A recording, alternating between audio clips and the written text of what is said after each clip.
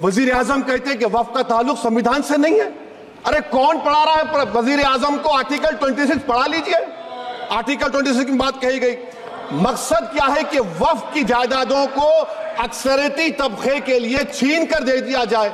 आप अपनी ताकत की बुनियाद पर छीनना आप सभी को मैं स्टूडियो में बताने वाला हूं कि असदुद्दीन ओवैसी ने वक्फ संशोधन विधेयक पर अपनी असहमति जताते हुए आरोप लगाया है कि संयुक्त समिति के अध्यक्ष जगन पाल ने उनकी जानकारी के बिना उनके असहमति नोट की रिपोर्ट से हटा दिया है।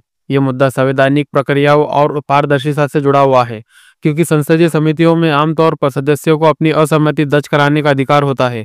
ओवैसी ने इस मामले पर कड़ी आपत्ति जताते हुए कहा कि उनके असहमति नोट को हटाना संसदीय परंपराओं का उल्लंघन है। ये विवाद वक्फ संपत्तियों से जुड़े हैं।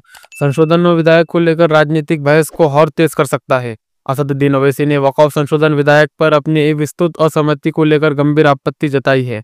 उन्होंने आरोप लगाया है कि संयुक्त समिति की रिपोर्ट में उनके 231 पृष्ठों के असहमति नोट के कुछ हिस्सों को उनकी जानकारी के बिना हटा दिया गया है। असदुद्दीन ओवैसी ने समिति के अध्यक्ष जगत पाल पर निशाना साधते हुए कहा, अध्यक्ष ने जैसी रिपोर्ट चाहते थे वैसी रिपोर्ट तैयार करवा ली, लेकिन विपक्ष की आवाज को क्यों दबाया गया। ओवैसी ने आरोप लगाया है कि उनके असहमति नोट को बदलने के लिए समिति के अध्यक्ष के एक नियम का दुरुपयोग किया है। उन्होंने ये भी घोषणा की है कि वो जल्द ही अपना पूरा असहमति नोट सार्वजनिक रूप से जारी करेंगे ताकि लोग उसे खुद पढ़ सके।